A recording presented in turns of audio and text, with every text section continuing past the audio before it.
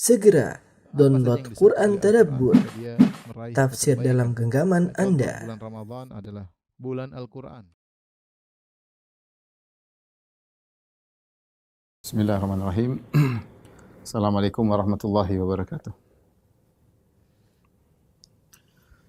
Alhamdulillahi ala ihsanih wa syukru lahu ala taufiqihi wa amtinani wa asyhadu an la ilaha illallah wahdahu la syarika lahu ta'ziman li sya'nih wa asyhadu anna Muhammadan abduhu wa rasuluhu da'ila ridwanih. Allahumma salli alaihi wa ala alihi wa ashabihi wa ikhwanih.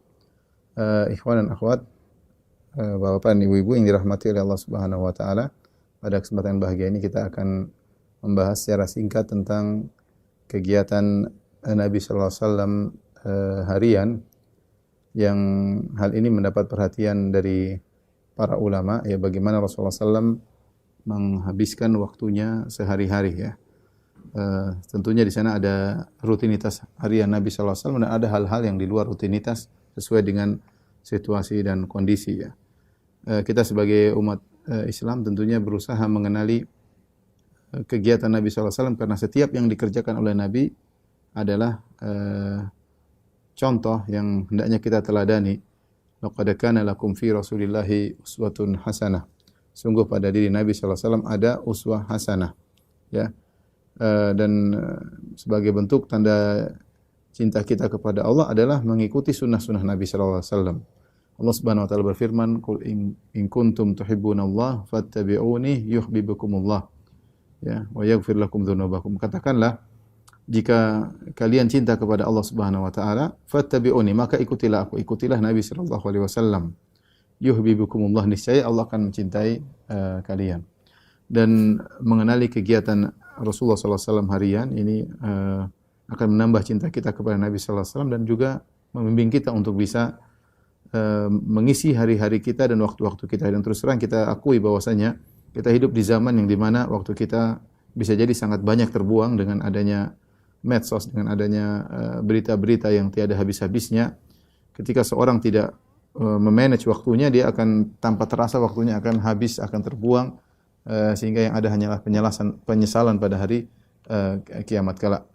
Ikhwan dan akhwat yang dirahmati oleh Subhanahu wa taala, oleh karenanya pada kesempatan kali ini kita akan bahas tentang kegiatan rutin Nabi sallallahu alaihi wasallam. Sebelumnya saya ingatkan bahwasanya cara kita beramal tidak lain adalah dengan mengenal sunnah Nabi sallallahu alaihi wasallam. Cara kita beramal, kalau ingin namanya beramal, kita tahu orang beriman harus beramal. Nah, amalnya bagaimana caranya? Mengikuti sunnah Nabi sallallahu alaihi wasallam, ya. Itulah cara kita beramal saleh, ya. Dan kita dapati bahwasanya para sahabat dahulu mereka sangat berpegang teguh kepada sunnah Nabi sallallahu alaihi wasallam. Jika mereka telah mengetahui sunnah Nabi, maka mereka menjalankan dengan sebaik-baiknya dan mereka komitmen, continue dan komitmen. Saya akan bacakan contohnya. Misalnya sebuah hadis yang diriwayatkan oleh Imam Muslim dalam sahihnya. Perhatikan, dari Nu'man bin Salim. Nu'man bin Salim kemudian meriwayatkan dari Amr bin Aus. Dari Nu'man bin Salim dari Amr bin Aus. Orang kedua adalah Amr bin Aus. Kemudian Amr bin Aus berkata, "Haddatsani Ambasah bin Abi Sufyan."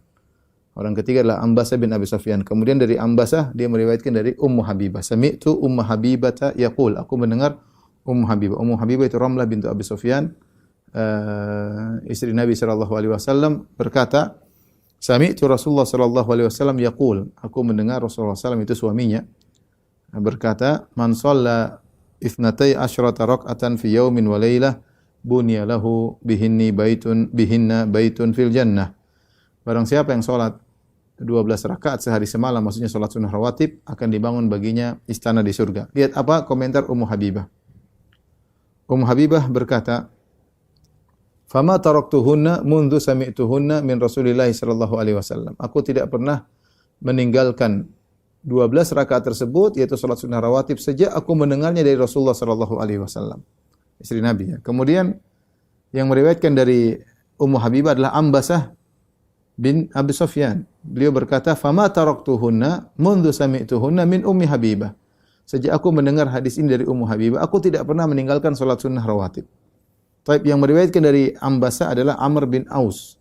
Amr bin Aus berkata, "Ma taraktuhunna mundu sami'tuhunna min Ambasah." Aku tidak pernah meninggalkan 12 rakaat ini semenjak aku mendengarkannya dari Ambasah.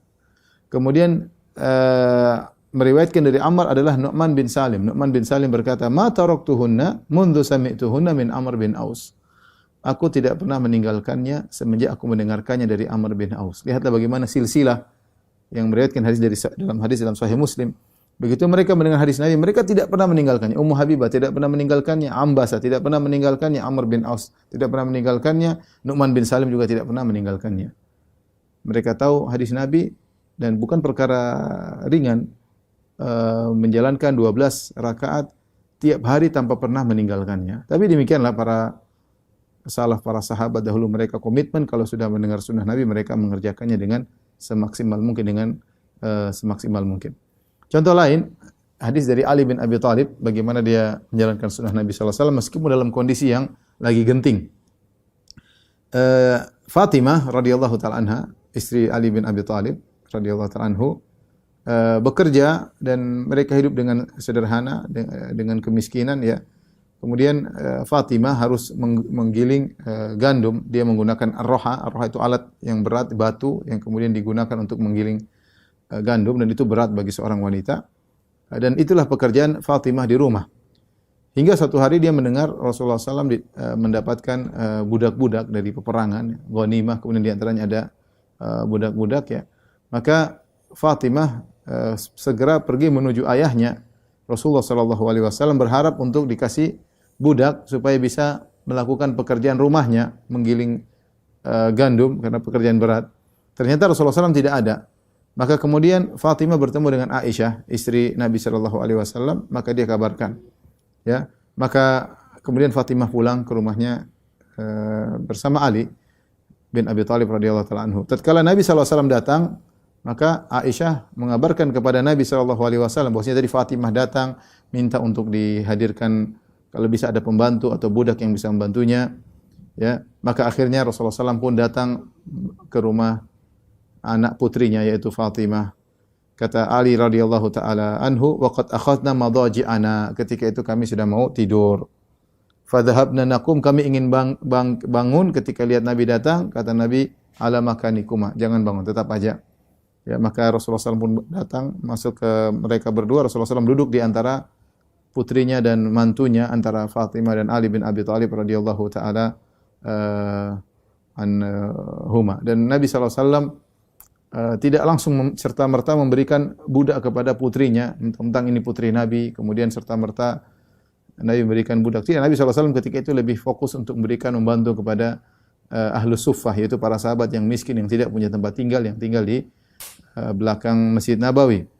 Maka Rasulullah SAW berkata kepada mereka berdua, karena Rasulullah tidak kasih pembantu. Kata Rasulullah SAW, ala u'allimukuma khairan mimma sa'altuma. Maukah aku ajarkan kepada kalian berdua tentang perkara yang lebih baik daripada apa yang kalian berdua minta? Yaitu daripada pembantu. Ya. Idza akhadtuma madaji'akuma. Jika kalian berdua hendak tidur, hendaknya kalian antukabbirallaha arba'an wa salasin. Hendaknya kalian berdua bertakbir kepada Allah 34 kali. Wa tusabbihahu salasan wa salasin. Dan hendaknya kalian bertasbih 33 kali.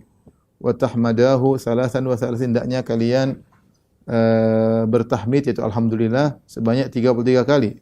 Fa huwa khairun lakuma min khadim. Ini lebih baik bagi kalian berdua daripada seorang membantu.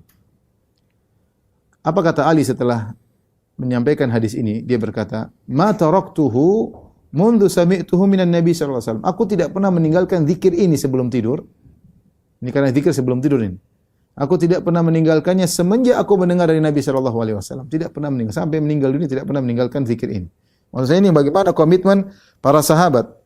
Sampai ada yang tanya kepada Ali bin Abi Thalib, "Wala lailatas siffin?" Wahai Ali, apakah Anda tidak meninggalkannya sampai ketika terjadi perang Siffin? Kita tahu perang Siffin adalah perang yang genting, konflik antara Ali bin Abi Thalib dengan Muawiyah radhiyallahu taala anhuma, sama-sama ada khilaf ijtihad di antara mereka berdua yang terjadi peperangan. Artinya, apakah dalam kondisi perang Ali bin Abi Thalib tidak meninggalkan zikir tersebut? Kata Ali bin Abi Thalib radhiyallahu anhu, "Wala lailatas siffin." Ini yang bertanya ingin tahu, ini mungkin kalau ya Ali tidak meninggalkan, tapi mungkin kalau kondisi genting dia mungkin tinggalkan atau lupa. Kata Ali, wala lailatul Siffin. Bahkan dalam malam perang Siffin pun saya tidak meninggalkan zikir ini, ya. Ini menunjukkan, dan padahal beliau adalah pemimpin perang ketika itu, tentu sibuk namanya pemimpin perang, sibuk urus sana ngurus ini, berita ana berita sini, ya, mengatur strategi perperangan, tapi beliau tidak meninggalkan zikir ini. Ini menunjukkan bagaimana komitmen para sahabat dalam menjalankan sunnah-sunnah Nabi sallallahu alaihi wasallam, ya. Oleh karenanya kalau ada sunnah Nabi yang mereka luputkan, mereka tidak tahu, mereka menyesal. Mereka menyesal, ya. Karena berarti mereka ketinggalan amal soleh. Mereka luput dari mereka banyak pahala. Sebagaimana yang dialami oleh Ibnu Umar radhiyallahu ta'ala anhu. Ibnu Umar terkenal, Ibnu Umar adalah seorang yang sangat mengikuti Nabi sallallahu alaihi wasallam, ya. Mengikuti Nabi sallallahu alaihi wasallam, ya. Berusaha menjalankan sunnah-sunnah Nabi. Terkenal beliau, ya. Sampai beliau pernah mampir suatu tempat. Kenapa mampir di situ? Rasulullah pernah buang air kecil di sini. Dia pun ngikut. Saking ingin mengikuti jejak Nabi sallallahu alaihi wasallam, menapak jejak, ya. Napak tilas jejak Nabi sallallahu alaihi wasallam Ibnu Umar. Tapi ada sunnah yang dia luputkan di antaranya, yaitu sunnah mengantar jenazah ke pemakaman.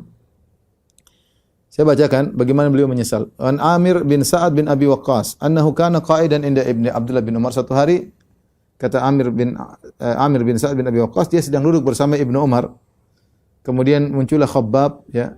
Kemudian Khabbab berkata, "Ya Abdullah bin Umar, wahai Ibnu Umar, ala tasma'u ma yaqulu Abu Hurairah? Tidakkah kau dengar apa yang diucapkan oleh Abu Hurairah? Innahu sami'a Rasulullah sallallahu alaihi wasallam yaqul." Ini terjadi setelah Rasulullah SAW meninggal. Abu Hurairah berkata, dia mendengar Rasulullah SAW bersabda, "Man kharaja ma'a janazatin."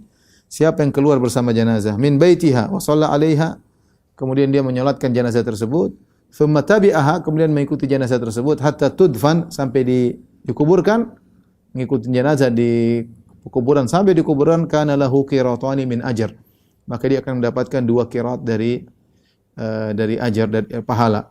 Kullu qiratin mithlu Uhud, dan bahwasanya setiap qirat pahalanya sebesar gunung Uhud. Jadi barang siapa yang salatkan jenazah sampai ngantar sampai dikubur, dapat pahala seperti 2 gunung Uhud, ya. Wa man shalla 'alaiha tsumma raja'a kana lahu minal ajri mithlu Uhud. Barang siapa yang salat kemudian tidak ngantar sampai ke kuburan, segera balik, dia cuma dapat 1 gunung Uhud. Maka Ibnu Umar pun mengirim Khabbab menuju Aisyah. Coba tanyakan kepada Aisyah tentang perkataan Abu Hurairah, ya. Ibnu Umar kemudian mengambil, sambil menunggu Khabbab utusannya mendapat kabar dari Aisyah, dia pun mengambil hasba'il masjid, dia mengambil sekumpulan kerikil atau kemudian dia bolak-balikkan di tangannya, ya. Sampai akhirnya utusan tersebut balik. Kemudian dia menyampaikan, qalat Aisyah radhiyallahu anha, istri Nabi berkata, sadaqa Abu Hurairah. Abu Hurairah benar, apa yang disampaikan itu benar. Fa daraba Ibnu Umar bil hasa alladhi kana fi yadihi al-ardh, maka dia pun lemparkan kerikil-kerikil tersebut ke tanah yang ada di tangannya tadi. Kemudian dia berkata, laqad faratna fi qararita katsira. Sungguh kita telah luput dari banyak gunung-gunung Uhud, ya, dari banyak pahala-pahala dari gunung Uhud. An-Nawawi rahimahullah mengomentari kisah ini, dia berkata, wa fihi ma kana sahabatu alaihi min ar-raghbah fi at-ta'at hina yablughuhum. Ini dalil bahwasanya para sahabat begitu semangat untuk menjalankan ketaatan jika sampai dalil kepada mereka. Wa ta'assuf ala ma yafutuhum minha, dan mereka benar-benar menyesal atas amalan yang luput dari mereka, ya. Wa in kanu la ya'lamuna idhama mawqi'ihi, ya. Taib, ini dalil bahwasanya bagaimana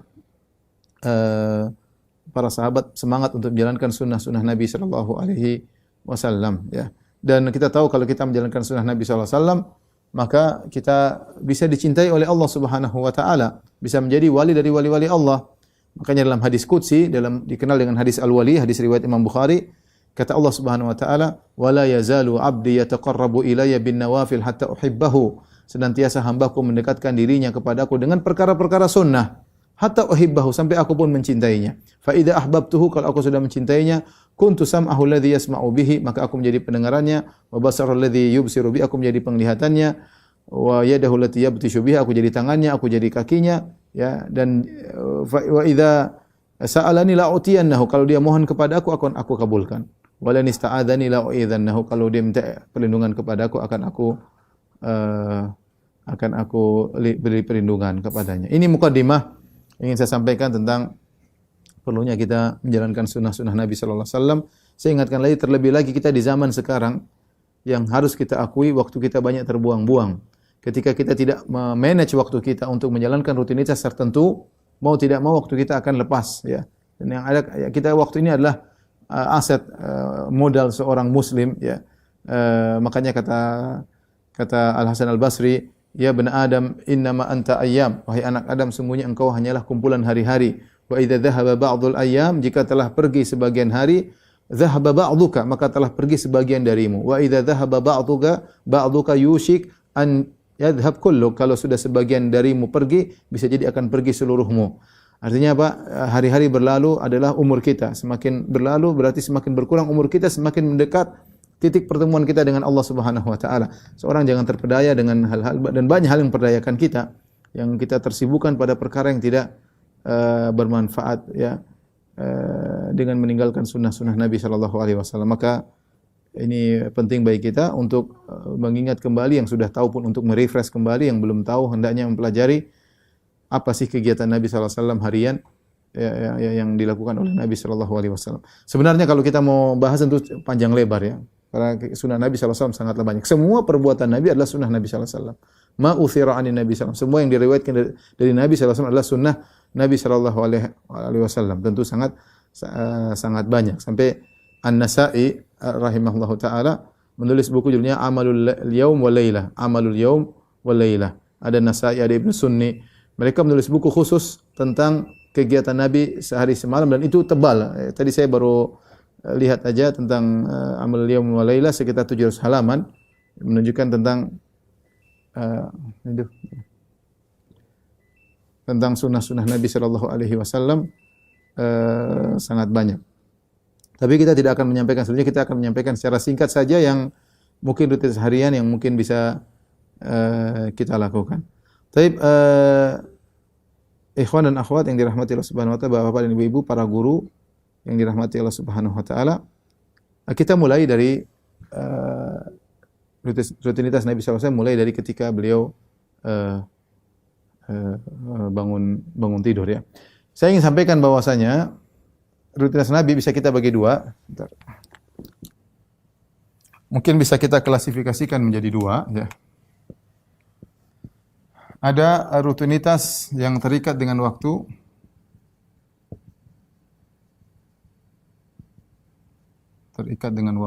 yaitu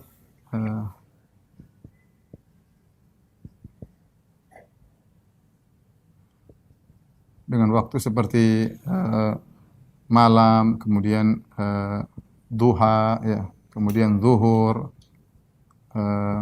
subuh, dan lain-lain, ya. Dan lain-lain. Kemudian ada rutinitas yang tidak terkait dengan waktu,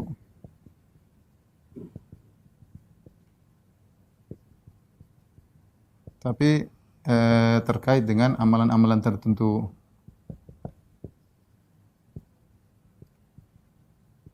Untuk kegiatan tertentu. Dan ini berkaitan dengan masalah adab-adab. Ini berkaitan dengan adab-adab, ya. Adab-adab. Ini banyak sekali, ya. Misalnya adab makan, misalnya, ya. Adab makan, adab buang hajat, misalnya, adab terhadap sahabat, ya, terhadap istri, ya. Akhlak terhadap istri.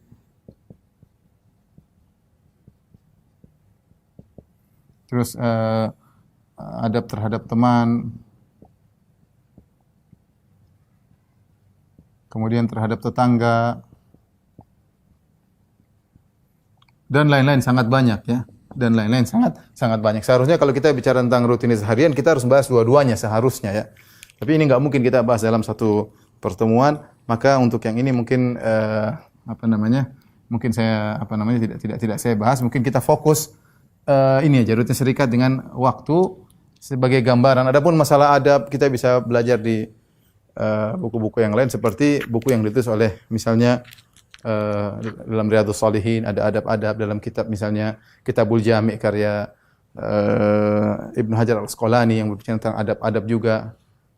Dan banyak buku-buku berkaitan dengan adab. Misalnya Adabul Mufrad karya Imam Al-Bukhari, Al-Adab Al-Mufrad. Dan banyak para ulama menulis tentang adab dan akhlak, bagaimana adab-adab Nabi, adab makan, adab tidur, adab minum, adab ngobrol, adab dengan istri, luas adab bersahabat dan lain-lainnya. Tapi kita akan bahas pada rutinitas yang terikat dengan waktu seperti malam, duha, zuhur, subuh dan lain-lain agar kita punya gambaran tentang sunnah-sunnah Nabi sallallahu alaihi wasallam. Baik, ikhwan dan akhwat, Bapak dan Ibu para guru yang dirahmati Allah Subhanahu wa taala. Kita mulai dengan adab Nabi sallallahu alaihi wasallam ketika bangun tidur ya. Bagaimana rutinitas Nabi sallallahu alaihi wasallam? Rasulullah sallallahu alaihi wasallam ketika bangun tidur yang pertama beliau adalah sikat gigi ya. Sebagian dalam hadis karena Nabi sallallahu alaihi wasallam idza qama minal lail yashusu fahu bis-siwak. Hadis riwayat Muslim dari Hudzaifah bahwasanya Rasulullah SAW kalau bangun dari tidur malam maka yashusu fahu bis-siwak, itu Rasulullah SAW menggosokkan siwak di giginya, itu membersihkan gigi. Dalam riwayat yang lain karena Rasulullah SAW idza qama liyatahajjad yashusu fahu bis-siwak. Adalah Rasulullah SAW kalau bangun untuk salat malam maka beliau bersiwak. Tentunya setelah bangun tidur pertama kali Rasulullah SAW berdoa, tentunya berdoa dengan doa bangun tidur, Alhamdulillahilladzi ahyana ba'da ma amatana wa ilaihin nusyur. Doa tersebut Rasulullah ucapkan ya. Ada juga dalam doa lafal yang lain seperti Alhamdulilladzi radda alayya ruhi wa adzina li bi dzikrihi ya. Allah, segala puji bagi Allah yang telah mengembalikan ruhku kepadaku dan beri izin kepadaku untuk mengingatnya. Setelah itu Rasulullah SAW bangun, kemudian Rasulullah SAW di antaranya menghilangkan rasa kantuk dari wajahnya. Ya, sebagaimana dalam hadis Ibnu Abbas radhiyallahu taala anhuma, beliau berkata, "Fajalasa istaiqadha Rasulullah SAW fajalasa yamsahu an-naum an wajhihi bi yadihi." Rasulullah SAW kemudian bangun dari tidurnya, kemudian dia menghilangkan rasa ngantuk dari wajahnya. Jadi dengan diucek-ucek matanya atau wajahnya sehingga hilang rasa ngantuk ya. Setelah itu Rasulullah SAW memandang ke langit ya. Memandang ke langit sambil membaca 10 ayat terakhir dari surat Ali Imran ya. Tsumma qara'a al-ashr al-ayat al-khawatim min surat Ali Imran, yaitu dari firman Allah Subhanahu wa taala, "Inna fi khalqis samawati wal ardi wa ikhtilafil laili wan nahari la ayatin li ulil albab alladzina yadhkuruna Allaha qiyaman wa qu'udan wa ala junubihim," dan seterusnya sambil melihat ke langit. Dan ini Rasulullah belum wudu. Jadi baru bangun, kemudian Rasulullah SAW memandang ke langit membacakan 10 ayat tersebut. Ya, setelah itu Rasulullah SAW kemudian berwudu ya. Berwudu, beliau menuju kepada thumma qama ila shannin mu'allaqatin. Beliau menuju ke tempat air yang digantung ya. Fatawadda'a minha fa ahsana wudu'ahu. Kemudian Rasulullah wudu dari air tersebut. Kemudian Rasulullah SAW thumma qama yusalli. Kemudian Rasulullah SAW pun salat ya. Kemudian Rasulullah SAW pun salat. Tentunya adapun wudu maka sunnahnya sebagaimana sudah sering kita pelajari, saya tidak akan menjelaskan bagaimana tata cara sunnah wudu. Jadi intinya sederhananya kalau orang bangun malam ya, maka dia bangun kemudian baca doa tidur dulu, baca doa bangun tidur ya. Alhamdulillahilladzi ahyana ba'da ma amatana wa ilaihin nusyur. Kemudian dia mungkin ucap matanya untuk supaya segar. Kemudian memandang ke langit membaca surat di akhir 10 ayat terakhir di surat Ali Imran ya. Dalam kondisi belum berwudu. Setelah itu kemudian berwudu. Kemudian setelah itu berwudu, kalau kita mungkin ke toilet ya, buang hajat apa segala, kemudian bersiwak ya. Siap untuk melaksanakan salat malam. Ini sunnah yang bisa kita lakukan kalau kita bangun di malam hari.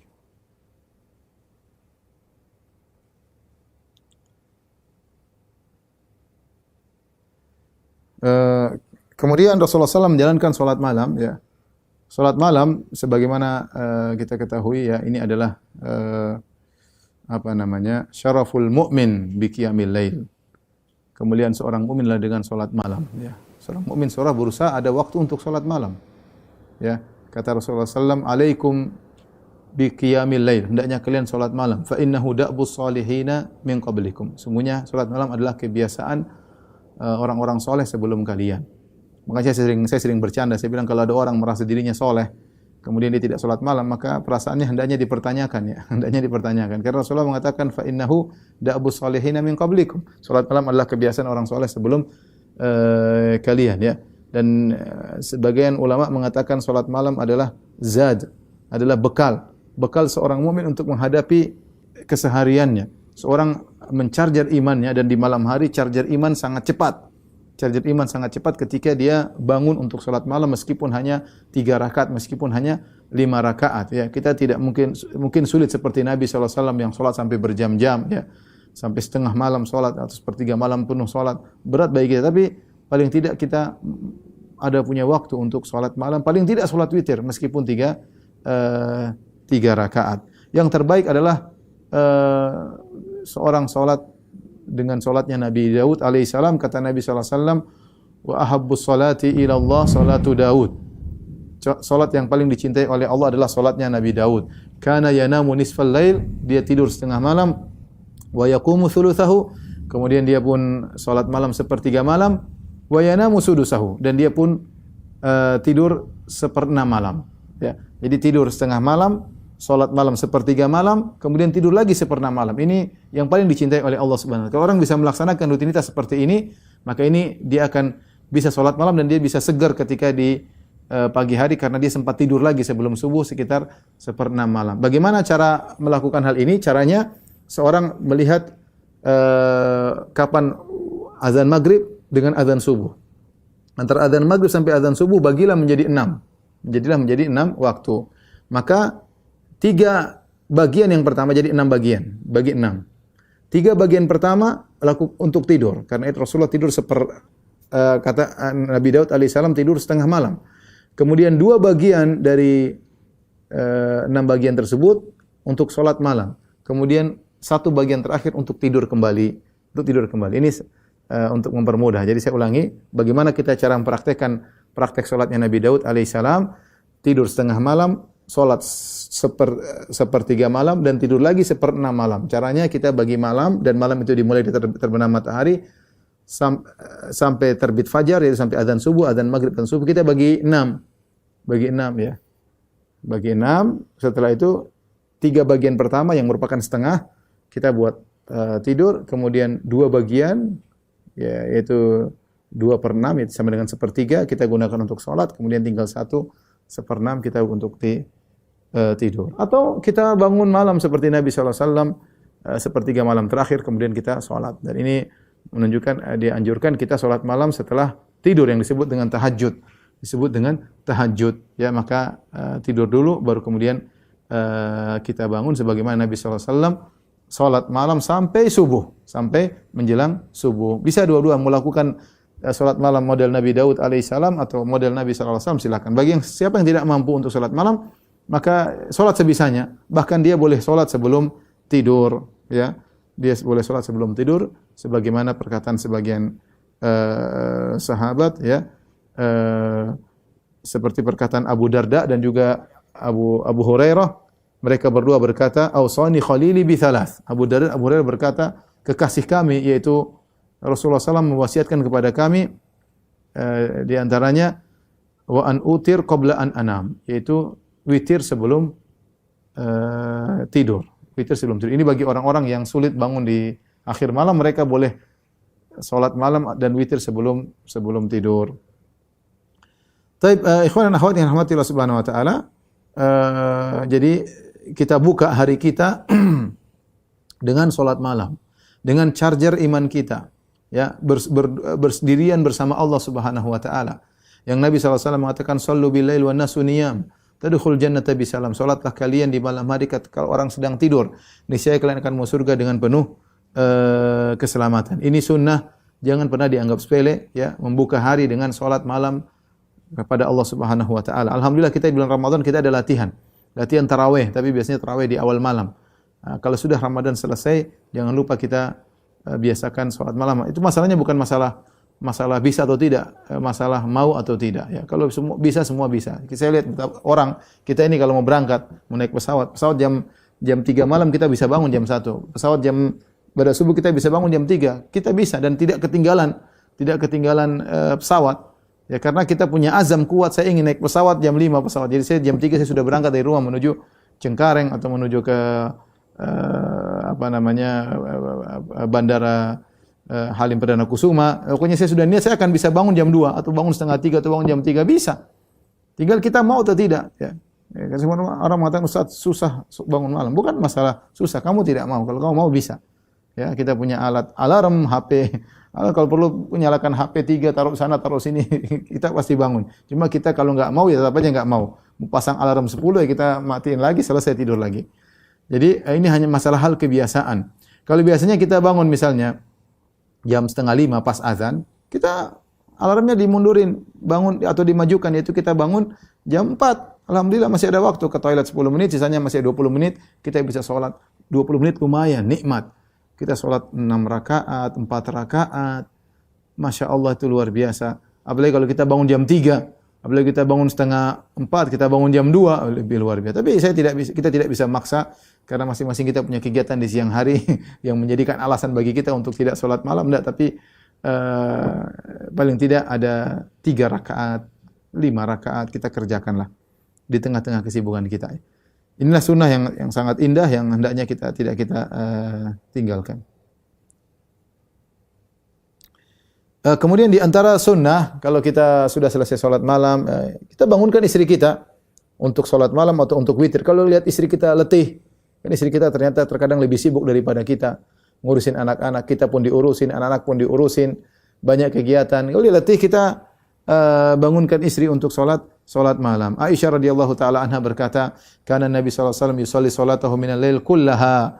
Rasulullah SAW salat malamnya ya seluruh salat malamnya wa ana mu'taridatun bainahu wa baina qiblah, dan aku menghalangi dia antara dia dengan kiblat. Jadi Nabi salat menghadap Aisyah, antara kiblat dengan Nabi ada Aisyah.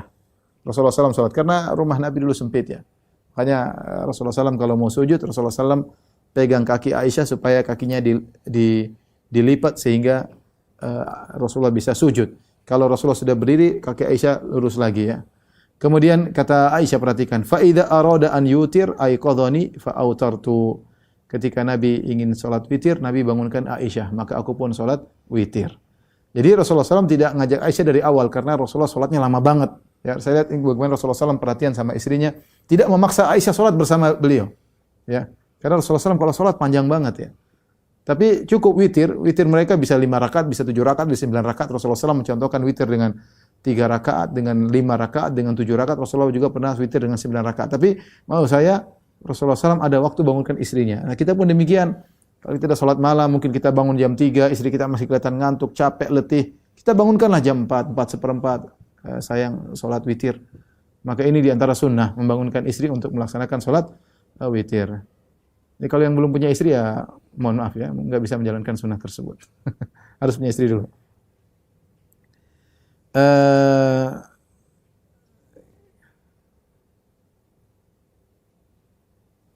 Taib. Adapun jika seorang luput dari sholat malam, maka dia bisa sholat dengan genap di siang hari, di waktu duha.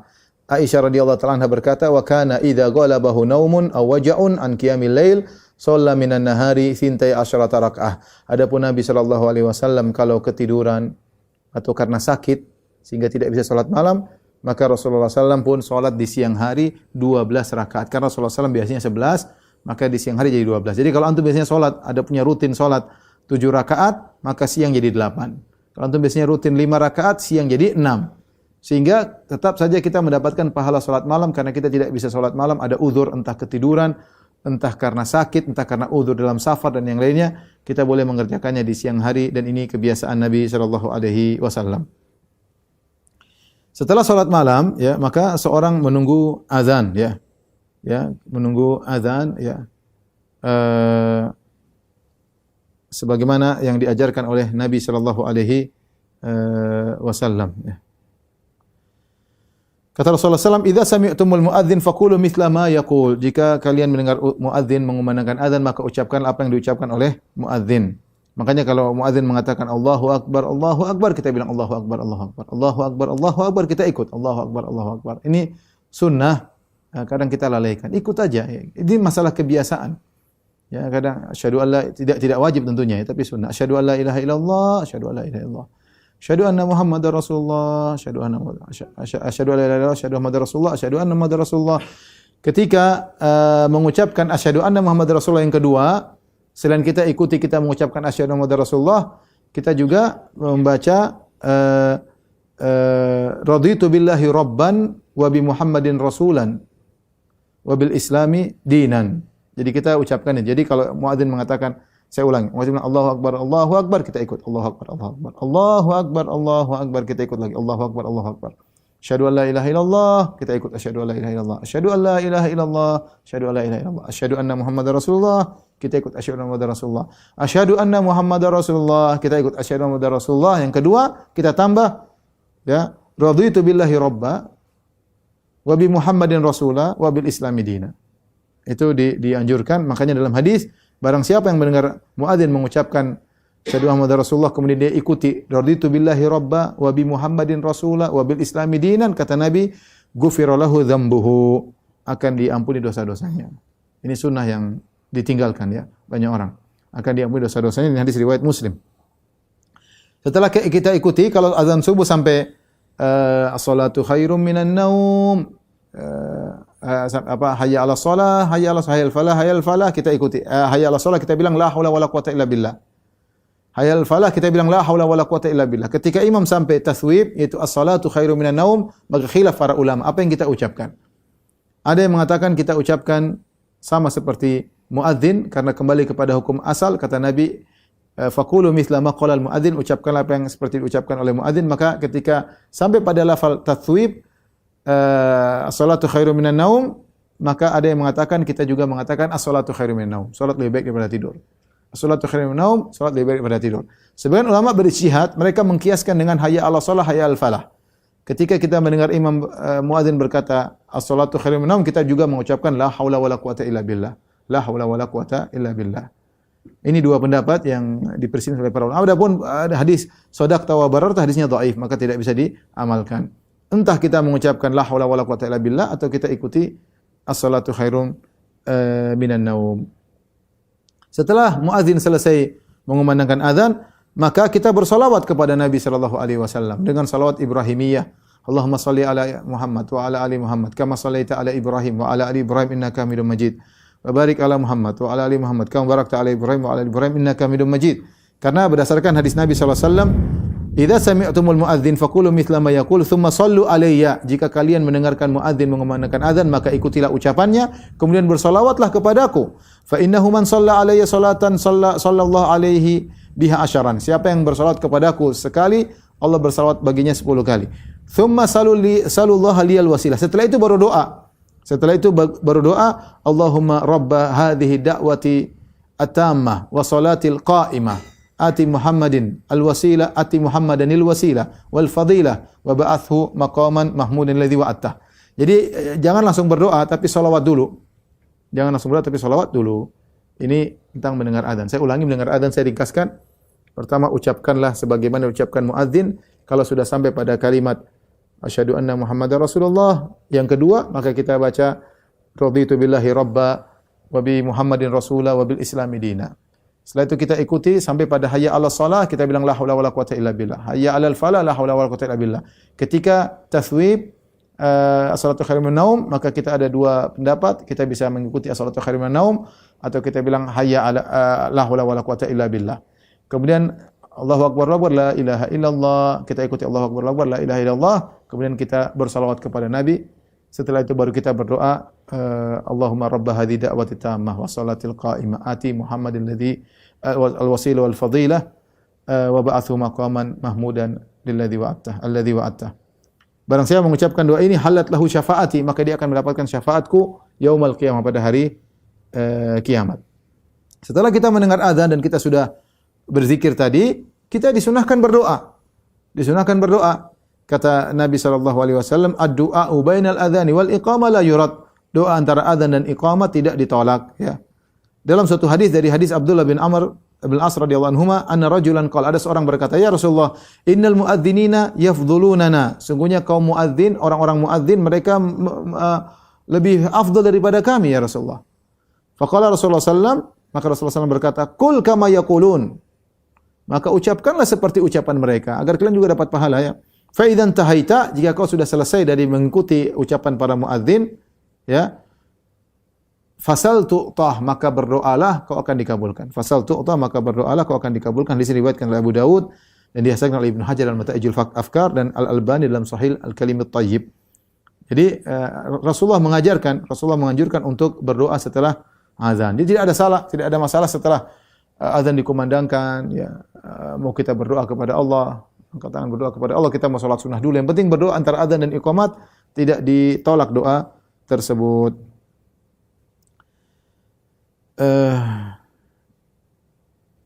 Kemudian seorang salat 2 rakaat, ya, sebelum subuh, 2 rakaat sebelum subuh, yang afdalnya dia salat di rumah. Dia salat di rumah, ya. Terutama kalau masjid-masjid misalnya antara adzan dan iqamat punya waktu yang lapang, 15 menit, 20 menit. Kita masih sempat salat 2 rakaat di rumah, kemudian kita menuju masjid. Namun sebagian masjid azannya sangat cepat, qomatnya sangat cepat, antara azan iqamat durasinya sangat cepat, sehingga terpaksa kita azan sudah di masjid, kemudian kita salat 2 rakaat agar tidak ketinggalan salat subuh. Tapi 2 rakaat ini kita kerjakan. Siapa yang kerjakan langsung di masjid, maka tidak perlu salat tahiyatul masjid. Langsung aja salat 2 rakaat sebelum subuh, karena itu sudah cukup. Tapi barang siapa yang salat di rumah, ya, kemudian dia ke masjid, maka dia salat lagi tahiyatul masjid, karena dia masuk masjid disunahkan untuk tahiyatul masjid. Saya ulangi, yang langsung salat qabliyah di masjid, maka tidak perlu tahiyatul masjid, ya. Karena sudah mencukupi dari tahiyatul masjid. Dan salat qabliyah tidak perlu panjang-panjang. Termasuk salat yang sangat diperhatikan oleh Nabi sallallahu alaihi wasallam, berbeda dengan salat rawatib yang lainnya. Kalau salat rawatib yang lainnya Nabi tinggalkan ketika safar, adapun salat ini Nabi tidak tinggalkan. Meskipun safar, Rasulullah SAW tidak meninggalkan 2 rakaat ini, yaitu 2 rakaat sebelum subuh dengan salat yang ringan. Kata Aisyah radhiyallahu taala anha, "Lam yakun ala syai'in minan nawafil ashaddat muahadatan minhu." Rasulullah SAW tidak pernah begitu perhatian terhadap 2 rakaat sebelum subuh. Ya, ala rakaatai qabla subuh, ala rakaatain qabla subuh, tentang 2 rakaat sebelum subuh. Kemudian Rasulullah SAW berkata, "Rakaatul fajri khairun minad dunya wa fiha." 2 rakaat sebelum subuh lebih baik daripada dunia dan seisinya. Bayangkan dunia dan seisinya yang begitu mewah, yang begitu banyak, duit sekian banyak, emas perak semuanya kalah dengan 2 rakaat sebelum subuh. Ini benar. Karena seorang kalau 2 rakaat dia kerjakan 2 rakaat sebelum subuh, dia akan mendapatkan pahala di akhirat yang lebih baik daripada dunia dan seisinya, ya. Tapi bacanya dengan ringan, dengan cepat, ya. Saking cepatnya sampai Aisyah berkata, "Kana Rasulullah SAW yusalli raka'atil fajri fayukhaffifu." Rasulullah SAW salat 2 rakaat sebelum subuh dengan ringan, hatta ini sampai aku berkata, "Hal qara'a fihima bi ummil Qur'an amla?" Apakah Nabi baca Al-Fatihah atau tidak? Saking Rasulullah SAW cepatnya. Ya tentu cepat-cepat, bukan cepat banget, tapi yang bacanya surat Al-Fatihah tidak dilama-lamakan. Kemudian suratnya juga surat pendek seperti Qul A'udzu Kafirun, rakaat 2 Qul Huwallahu Ahad. Kemudian ini yang mudah, ya. Yang mudah, tidak dipanjang-panjangkan. Kemudian adapun ke orang yang tadi salat malam, ya, kalau dia di rumah setelah salat 2 rakaat, ini mungkin dipraktikkan kalau rumah kita dekat dengan masjid. Itu littija, disunahkan untuk berbaring, ya, istirahat sebentar. Karena Nabi sallallahu alaihi wasallam idza shalla rak'atail fajri ittaja ala syaqqihil aiman. Adalah Rasulullah SAW kalau sudah selesai salat 2 rakaat sebelum subuh, Rasulullah SAW berbaring di atas lambung kanannya. Letih, istirahat sebentar, cari kesegaran sebentar, baru kemudian ke masjid, ya. Boleh, atau kita mengikuti cara Nabi Daud seperti sudah saya sampaikan, seorang setelah salat dia tidur lagi. Kalau dia tidur lagi, enggak apa, dia pasang alarm pas subuh, dia tidur lagi sehingga dia lebih segar. Ini juga bisa dipraktekkan sehingga kita ada waktu istirahat antara setelah salat malam dengan subuh. Ini boleh dikerjakan. Kemudian berangkat ke masjid. Kalau setelah salat 2 rakaat di rumah, kita berangkat ke masjid. Jangan lupa kemudian dengan tenang, ya, berjalan dengan tenang, tidak tergesa-gesa, sambil baca doa pergi ke masjid. Allahumma ja'al fi qalbi nuran wa sam'i nuran wa basari nuran wa fawqi nuran tahti nuran yamini nuran shimali nuran ja'alni nuran. Ya Allah, jadikanlah dalam hatiku cahaya, jadikanlah dari depanku cahaya, dari belakangku cahaya, dari kananku cahaya, dari kiriku cahaya, jadikanlah pendengaranku cahaya, pandanganku bercahaya, jadikanlah aku cahaya. Jadi ini agar kita keluar di pagi hari dengan dibimbing oleh Allah Subhanahu wa taala. Jangan lupa keluar rumah dengan baca bismillah tawakkaltu 'ala Allah la haula wala quwata illa billah. Allahumma inni a'udzubika an adil au udall au azil au uzal au azlim au uzlal au ajhal au yujhal alayya. Ini juga doa kita keluar rumah. Kemudian tadi jangan lupa baca doa cahaya, minta cahaya kepada Allah Subhanahu wa taala dalam kondisi sudah berwudu. Karena seorang yang berjalan dari rumah menuju masjid, dia sudah dihitung salat. Makanya Rasulullah SAW melarang orang kalau dari rumah ke masjid mentasbik, menjalin jari-jarinya. Kata Rasulullah SAW, fa innahu fi salat. Karena seorang yang keluar dari rumah menuju masjid, dia sudah dihitung dalam kondisi salat, sehingga dia harus beradab ketika berjalan menuju masjid. Kalau ternyata dia dapati rakaat, maka dia lanjutkan. Kalau dia dapat dari awal, alhamdulillah. Kalau ternyata dia masbuk, maka tinggal dia sempurnakan salat yang ketinggalan. Jangan lupa ketika masuk masjid dengan berdoa, Allahumma ftahli abwaaba rahmatik. Ya, kalau sudah salat tahiyatul masjid, maka kalau sudah salat qabliyah di rumah, maka tinggal salat tahiyatul masjid. Kalau belum salat qabliyah di rumah, langsung aja salat qabliyah di masjid, tidak perlu lagi tahiyatul masjid karena sudah mewakili tahiyatul masjid. Setelah itu salat subuh ya. Bagi laki-laki hendaknya saf paling depan, perempuan yang terbaik saf paling belakang. Ini jika tidak ada penghalang atau tidak ada sitar atau tidak ada penghalang penutup antara saf laki-laki dan saf perempuan. Adapun kalau perempuan di lantai 1 misalnya, laki-laki lantai 2 atau benar-benar ada dinding yang menghalangi antara pandangan lelaki terhadap wanita, maka wanita yang terbaik tetap saf paling depan.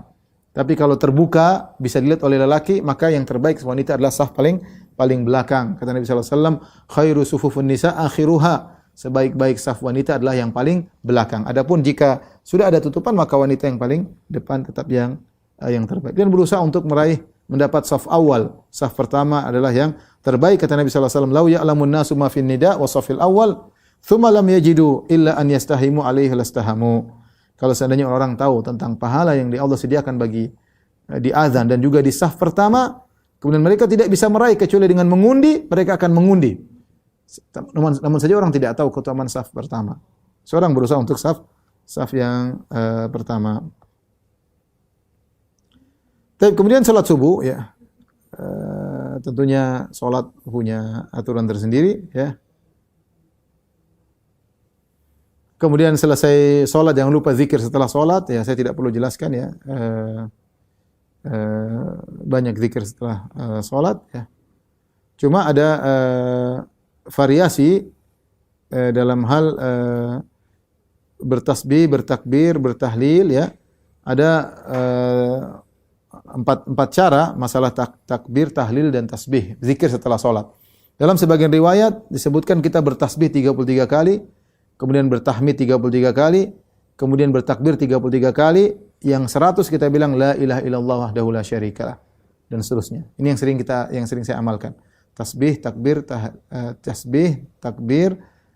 tahmid 33 kali, yang 100 kita baca la ilaha illallah wahdahu la syarikalah dan seterusnya, ya.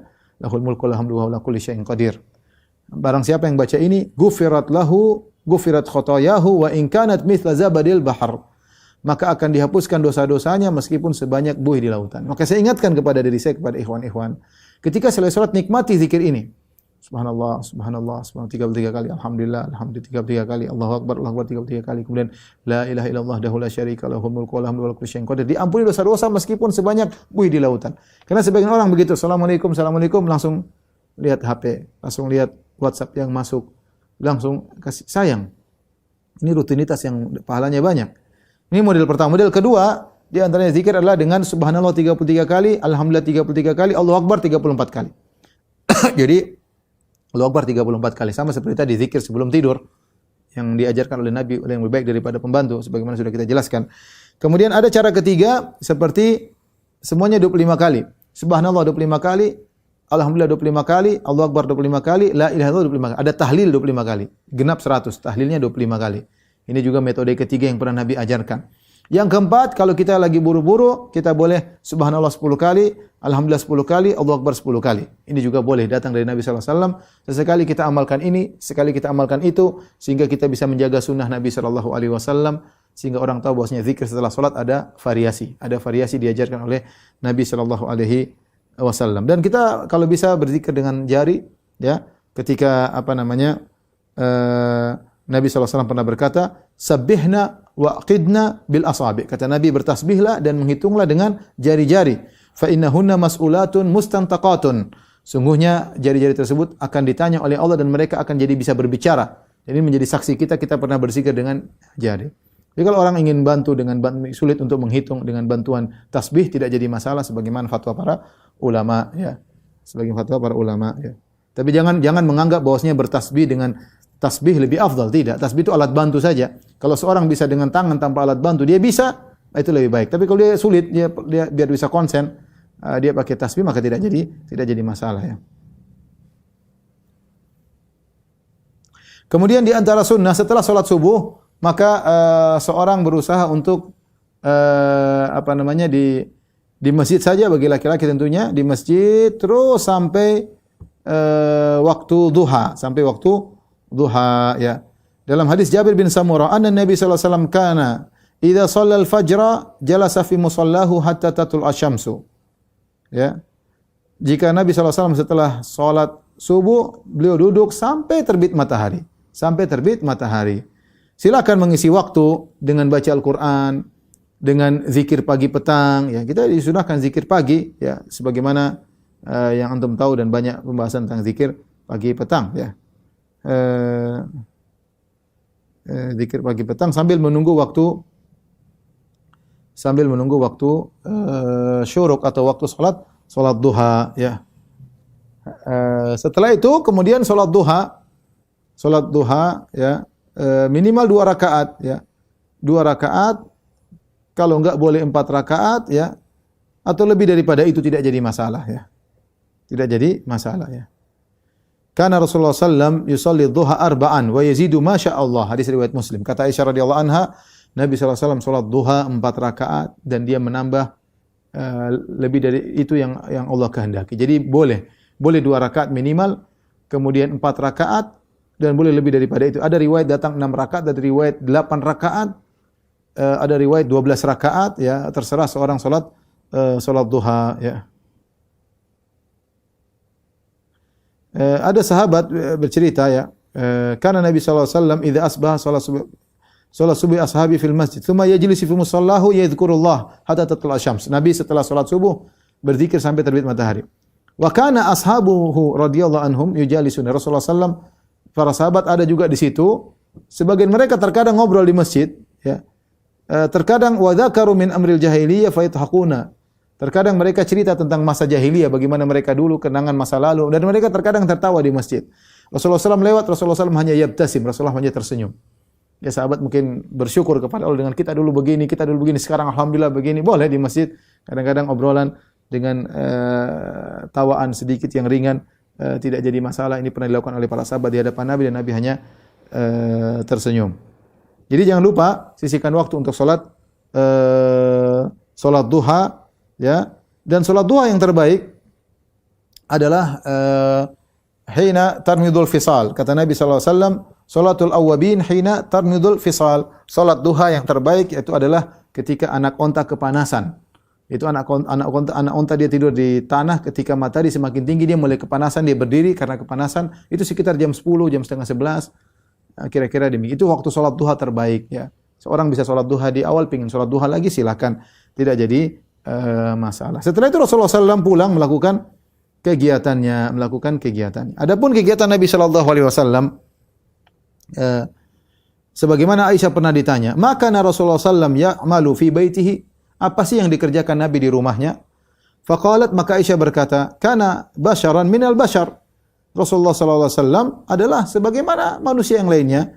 Yafli thawbahu wa yahlubu syatahu wa yakhdubu nafsahu. Rasulullah SAW menjahit bajunya, Rasulullah SAW memerah susu kambing atau onta, dan Rasulullah SAW mengurus dirinya, ya. Dalam riwayat yang lain, kana yakhitu thawbahu wa yakhsifu na'lahu. Rasulullah SAW menjahit bajunya terkadang, wa yakhsifu na'lahu. Rasulullah perbaiki sendalnya yang rusak.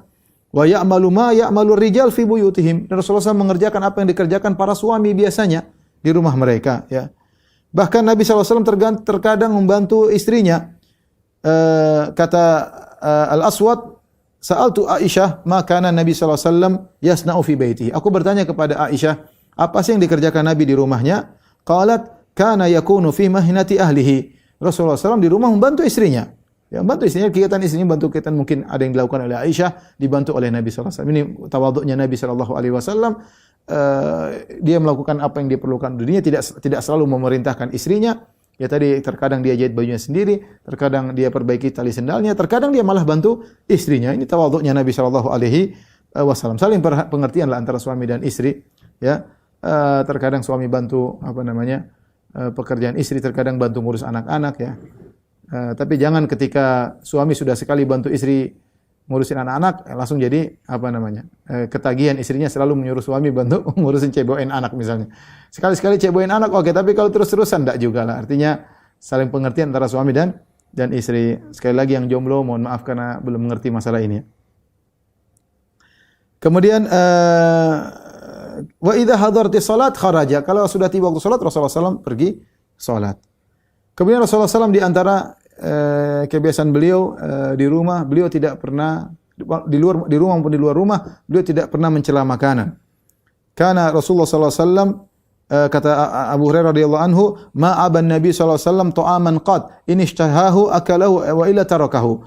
Rasulullah SAW tidak pernah mencela makanan sama sekali. Kalau dia suka dia makan, kalau dia tidak suka maka dia tinggalkan. Rasulullah SAW tidak pernah mencela makan sama sekali. Rasulullah SAW sabar dengan kehidupan yang sulit. Betapa sering Rasulullah SAW bertanya kepada istrinya, indakum ta'am, makan pagi. Apa ada makan atau tidak? Kata istrinya tidak ada ya Rasulullah, cuma air putih. Kata Rasulullah SAW, idzan fa ana sha'im, kalau gitu saya puasa. Kalau gitu saya puasa. Ini kita perlu contoh para suami. Kita tahu tidak selamanya dan juga diingatkan para ibu-ibu, tidak selamanya kita dalam kondisi nyaman. Kadang ada kondisi-kondisi luar pada kemampuan kita. Bisa jadi makanan tidak ada, bisa jadi istri belum sempat makan karena kesibukan ngurus anak-anak. Nabi SAW ketika tanya sama istrinya, hal indakum ta'am, ada makan atau tidak? Kata istrinya tidak ada. Kata Nabi, idzan fa ana sha'im, kalau gitu saya puasa sunnah. Dan itu dilakukan oleh sebagian sahabat. Al-Imam Al-Bukhari meriwayatkan dalam Sahih Bukhari, ada Abu Darda, kemudian ada Abu Dzar Al-Ghifari, kemudian ada Salman Al-Farisi, ada Abu Hurairah. Mereka ini kalau tanya sama istri mereka, ada makanan tidak ada? Kata mereka, fa idzan ana sha'im, kalau gitu kami berpuasa. Nabi hidup dalam penuh kesederhanaan. Nabi hidup dalam penuh kesederhanaan. Kata Aisyah radhiyallahu ta'ala anha, "In kunna lananzur ilal hilal, thumma al-hilal, salasata ahillatin." Kami lihat hilal muncul. 3 hilal fi syahrain 2 bulan, wa ma uqidat fi abyati Rasulillah sallallahu alaihi wasallam narun, dan tidak ada api dinyalakan di rumah istri-istri Nabi sallallahu alaihi wasallam. Bayangkan 2 bulan berturut-turut tidak ada yang dimasak. Ini menunjukkan sulitnya kehidupan Nabi dan istri-istri Nabi sallallahu alaihi wasallam. 2 bulan tidak ada yang dimasak. Maka kami bertanya, Urwah bin Zubair berkata, "Ya khalah, ma kana yu'ishukum?" Apa makanan kalian wahai bibiku? Kata Urwah bin Zubair yang merupakan ponakan Aisyah radhiyallahu taala anha. Maka kata Aisyah, al-aswadan. Kami makan 2 perkara, at-tamr wal ma', korma dan air. Subhanallah, korma dan air. Terkadang illa annahu qad kana li Rasulillah sallallahu alaihi wasallam jiran minal ansar kanat lahum mana'ih wa kanu yamnahuna Rasulullah sallallahu alaihi wasallam min albanihim fayaskhina. Namun ada tetangga-tetangga Nabi terkadang meminjamkan kepada Nabi onta mereka atau kambing mereka untuk diperah susunya, nanti dikembalikan lagi kambing dan ontanya. Sebagian mereka miskin. Inilah kehidupan Nabi dan istri-istrinya, tapi kebahagiaan bukan pada harta. Benar harta merupakan membantu kebahagiaan, tapi itu bukan segala-galanya. Betapa banyak orang yang hidup sulit tapi mereka tetap bahagia ya karena mereka memiliki qanaah sebagaimana Nabi dan para sahabat radhiyallahu taala anhum ajma'in. Kemudian di antara kebiasaan Nabi sallallahu alaihi wasallam adalah tidur siang. Rasulullah SAW berkata, "Qilu." Namanya al-qailulah. Al-qailulah itu tidur sebelum zuhur, di waktu siang. "Qilu fa inna syaitana la yaqil." Kata Nabi, tidurlah sianglah karena syaitan tidak tidur siang. Ya, hadis riwayat Tabrani dihasankan oleh Syekh Albani rahimahullahu taala. Ini dia membantu kita untuk beraktivitas. Tapi kita mungkin beda-beda. Kalau di zaman Nabi sallallahu alaihi wasallam Nabi salat malam, mungkin Nabi bangun jam 2, kemudian salat terus sampai subuh, maka ngantuk itu wajar. Ketika pagi melaksanakan kegiatan, dia masih ada waktu tidur di waktu duha, entah jam 10, entah jam 11, ada waktu untuk istirahat. Sehingga kuat untuk aktivitas setelah zuhur. Mungkin kalau kita berbeda, karena kita bangunnya telat, maka mungkin habis zuhur baru kita tidur. Ya masing-masing, ada orang yang tidak tidur karena kerja di kantor dari pagi sampai asar, nanti mungkin istirahat belakangan. Tapi intinya ada waktu untuk istirahat, karena tubuh juga butuh istirahat untuk bisa melaksanakan aktivitas selanjutnya ya.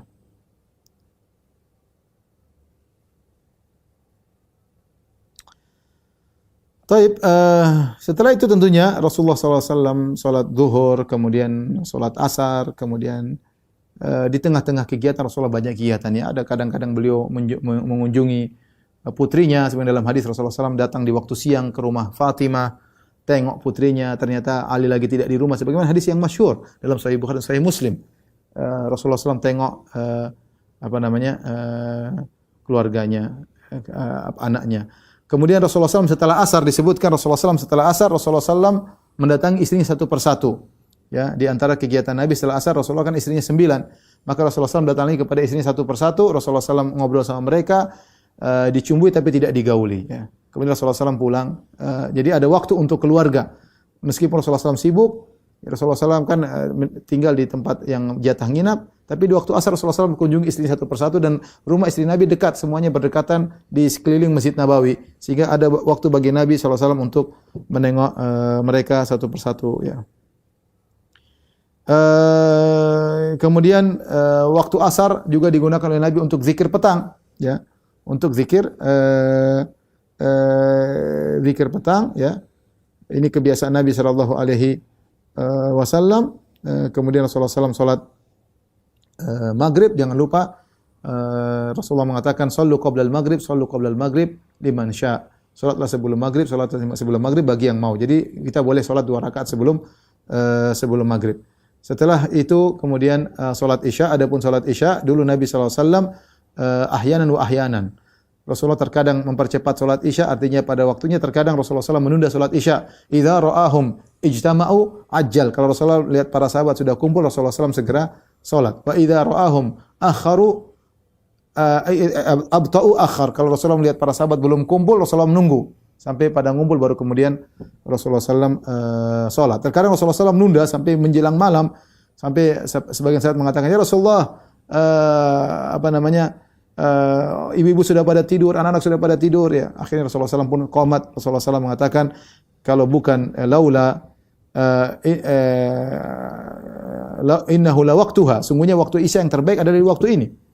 Laula an asyqa ala ummati, namun karena aku takut merepotkan umatku. Jadi Rasulullah SAW salat isya di awal waktu. Sebenarnya ditunda bagus ya.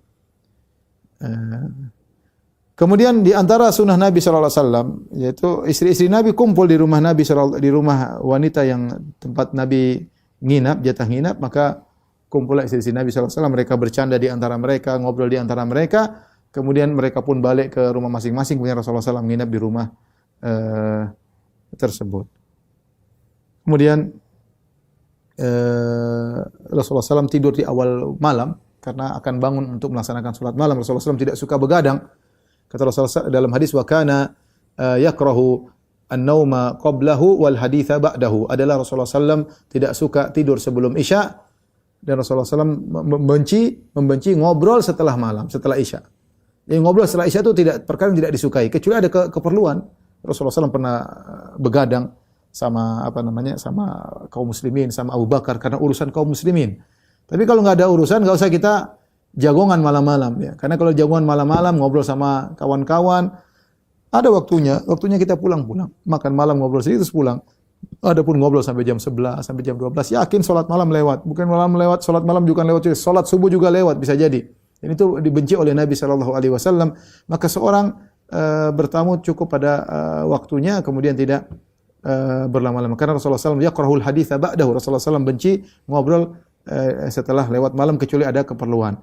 Karena seorang harus bertemu dengan istrinya, ngobrol dengan istrinya. Sebagaimana sunnah Nabi SAW adalah ngobrol bersama istrinya sebelum tidur. Kata Ibnu Abbas radhiyallahu anhuma, bitu inda khalati Maimunah, aku nginap di rumah bibiku Maimunah, fatahaddatsa Nabi SAW ahli sa'atan thumma raqada. Maka Rasulullah ngobrol sama istrinya beberapa lama, kemudian baru tidur. Dan ini sunnah Nabi SAW yang mungkin kurang dikerjakan oleh kita. Kita ngobrol sama orang semangat, tapi ngobrol sama istri tidak semangat. Demikian juga sebagian wanita ngobrol sama temannya semangat, ngobrol sama suaminya juga tidak semangat. Kita harus rubah gaya hidup kita, kita harus enjoy dengan istri kita. Istri jadilah teman ngobrol kita, teman bicara kita sebelum tidur, sehingga kita menikmati kehidupan rumah tangga kita. Dan Rasulullah SAW sebelum tidur melaksanakan banyak sekali sunnah sebelum tidur. Doa-doa mungkin ada 10 kali doa sebelum tidur. Di antaranya baca 3 qul, kemudian ditiupkan, kemudian diusapkan ke badan, kemudian baca surat Qul ya ayyuhal kafirun, baca ayat kursi, doa-doa tidur banyak, berwudu sebelum tidur, dan itu sunnah-sunnah Nabi sallallahu alaihi wasallam. Inilah ikhwan dan akhwat yang dirahmati Allah Subhanahu wa taala, kira-kira rutinitas harian Nabi sallallahu alaihi wasallam. Pada satu sisi, kita bilang tadi rutinitas harian Nabi ada 2 sisi. Ada sisi berkaitan dengan waktu, ada sisi berkaitan dengan adab-adab. Adapun adab-adab kita bisa baca atau mendengarkan kajian-kajian yang lain. Wallahu alam bisawab. Ini saja yang bisa saya sampaikan kepada para dokter, para guru, kawan-kawan sekalian, ikhwan dan akhwat. Semoga bermanfaat. Kurang lebih saya mohon maaf. Wabillahi taufiq wal hidayah. Assalamualaikum warahmatullahi wabarakatuh.